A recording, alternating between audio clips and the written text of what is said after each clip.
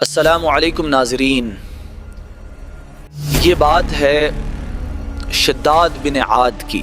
اے لوگو، میں ہی تمہارا بادشاہ ہوں اور میں ہی تم سب کا خدا ہوں۔ یہ بات ہے اس بادشاہ کی جس نے زمین پر جنت بنائی، مگر افسوس وہ خود ہی اپنی جنت میں داخل نہ ہوتا۔ میں اس دنیا میں اپنی جنت بناؤں گا، مجھ سے بڑا کوئی نہیں۔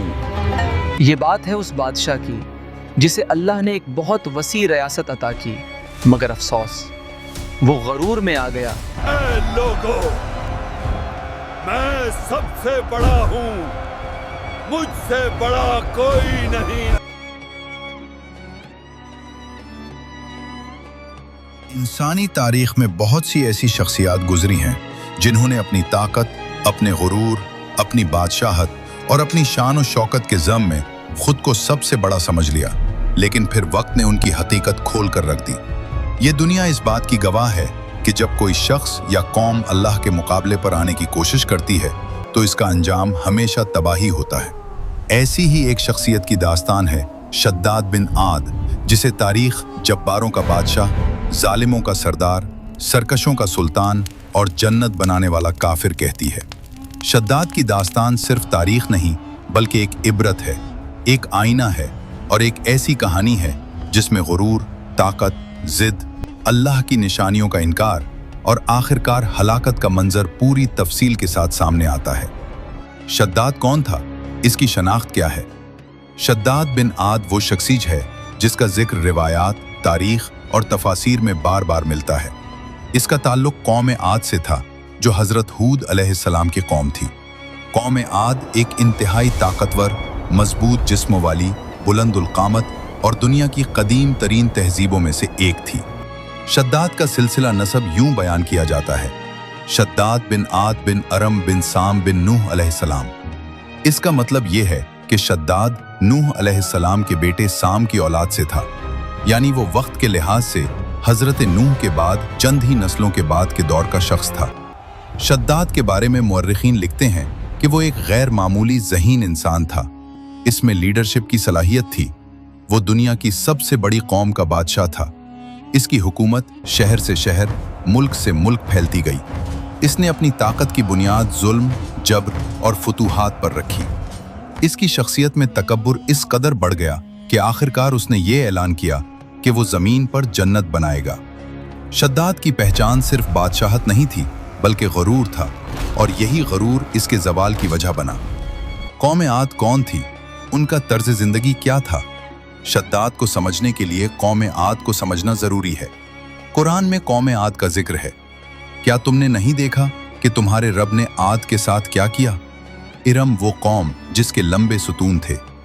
یہ قوم طاقتور جسموں والی، عمارت سازی میں ماہر، بڑے بڑے محلات تعمیر کرنے والی، زراعت، تجارت اور صنعت میں آگے، دنیا کی سپر پاور، ہزاروں سال تک حکمرانی کرنے والی قوم تھی۔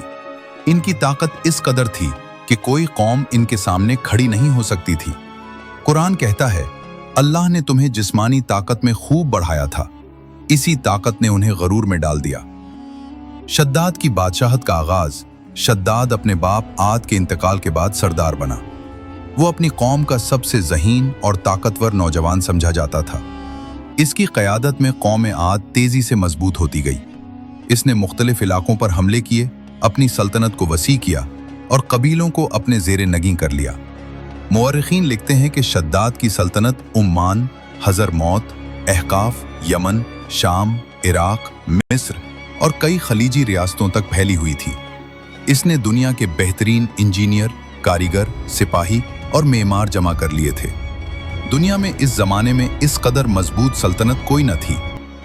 شداد کا غرور، ضد، اللہ کی نافرمانی، جیسے جیسے اس کی طاقت بڑھی ویسے ویسے اس کا تکبر بڑھتا گیا۔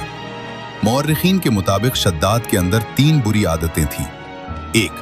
تکبر۔ اسے لگتا تھا کہ اس جیسا کوئی نہیں، نہ طاقت میں نہ عقل میں۔ 2. طمع۔ وہ ہمیشہ مزید دولت اور مزید زمینیں چاہتا تھا۔ 3. سرکشی۔ وہ حضرت ہود علیہ السلام کا انکار کرتا تھا۔ وہ کہتا تھا، میں اپنی طاقت سے سب کچھ حاصل کر سکتا ہوں، मुझे किसी खुदा की जरूरत नहीं। ये अल्फाज इसके अंजाम की पहली ईंट थे। शद्दाद को जन्नत का ख्याल कैसे आया? रिवायात में आता है कि एक शख्स ने शद्दाद को जन्नत की नेमतों का जिक्र किया।